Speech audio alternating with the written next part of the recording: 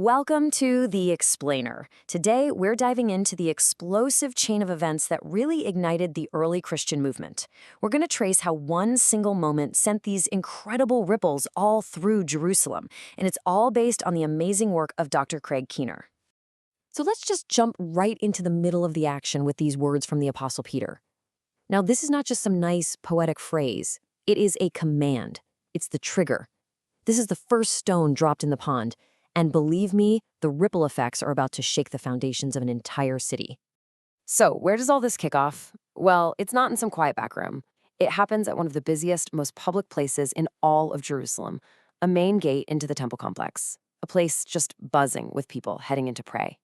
And you've got to understand, this location is so key. It was a high-traffic area, the perfect spot for begging, because people on their way to the temple, they wanted to show how pious they were, and giving alms was a huge part of that.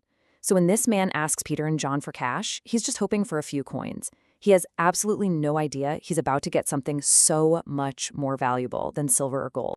Now, when Peter says in the name of Jesus, he's making this profound claim. It's not just some magic spell. He's declaring that they are acting as the authorized agents of Jesus himself. And this is where Dr. Keener points out something absolutely brilliant. Think of the book of Acts as volume 2. The first volume, the Gospel, was about what Jesus began to do.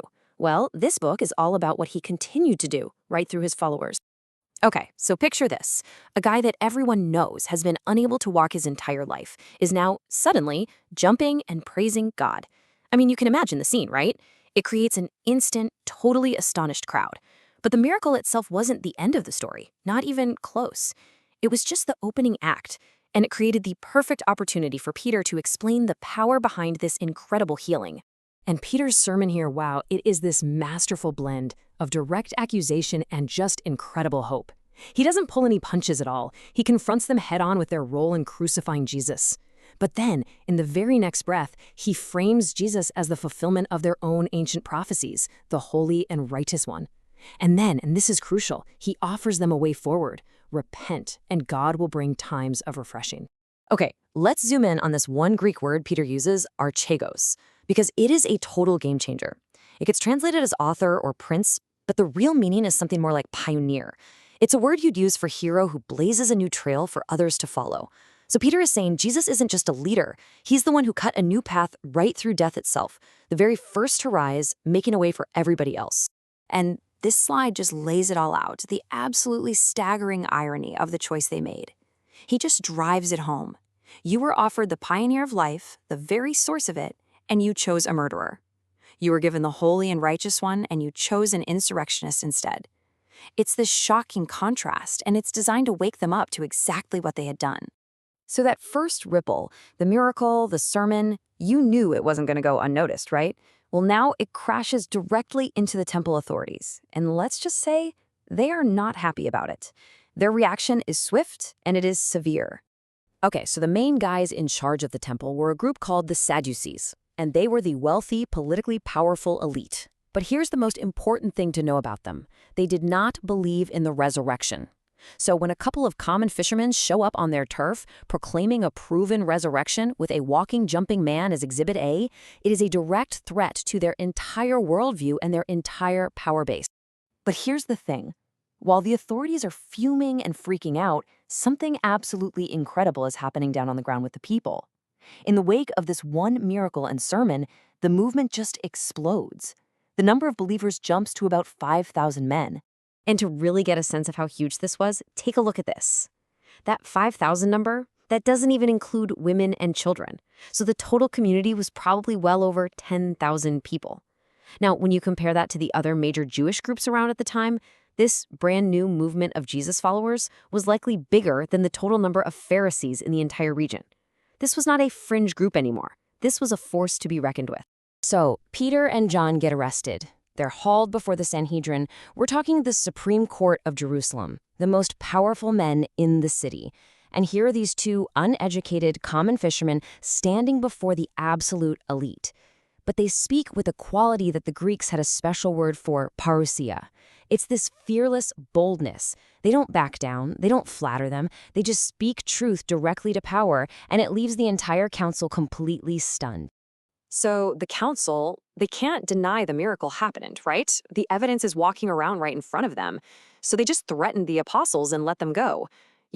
This is a make or break moment for any movement, right? When you face that first big pushback, does the pressure crush you, or does it actually forge an even stronger, more radical community from within? In this case, it was definitely the latter. And what they do next is, well, it's the last thing you'd expect. They don't go hide in a corner and pray for protection or for the persecution to please stop. No. They'll get together and they basically pray for God to turn up the volume on the very thing that got them into trouble in the first place. I mean, just listen to what they ask for. It's just wild. They ask for even more of that boldness, that parousia that just got them arrested. They pray for more healing, more signs and wonders. The exact things that were attracting all the unwanted attention from the authorities. They knew it meant more conflict was coming, but they also knew that's exactly where the opportunities were. And bam, the answer comes, and it is immediate and it is dramatic. The building literally shakes. They are all filled with the Holy Spirit, and they start speaking with even greater boldness. But check out that last step. This spiritual power immediately translates into real-world social action. A wave of just radical generosity sweeps through the community, with people selling their own land and houses just to make sure that no one among them was in need. But with all this new intensity, this powerful sense of unity and revival, a totally new kind of challenge emerges. And this time, the threat isn't coming from the powerful Sadducees on the outside. No, this time, it's coming from within the community itself. So first you get the gold standard, a guy named Barnabas. He sells a field, brings all the money, and lays it at the apostles' feet. A perfect picture of generosity. But right after that, we meet the complete opposite, a couple named Ananias and Sapphira. They also sell some property, but they secretly hold back some of the money for themselves, while pretending they gave the whole amount.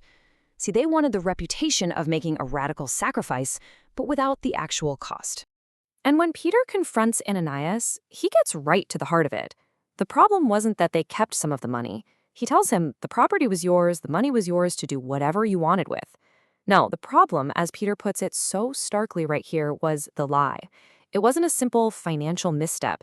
It was a direct deception aimed at the Holy Spirit, who was so powerfully present in their community.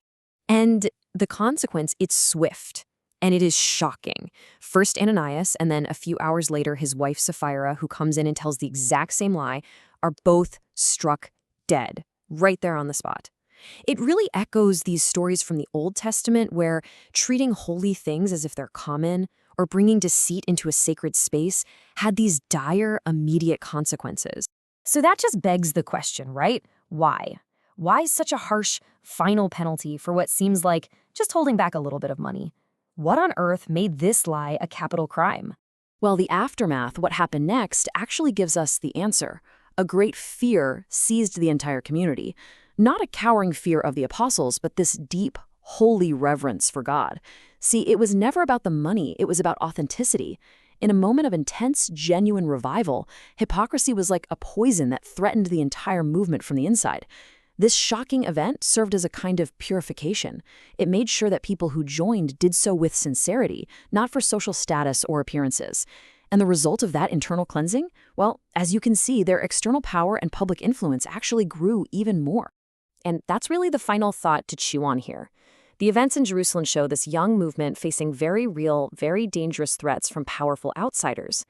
But the story of Ananias and Sapphira suggests that maybe an even greater danger can come from deceptive insiders. It just forces us to ask the question, when a movement, any movement, is defined by authentic power and truth, is hypocrisy its greatest, most lethal threat?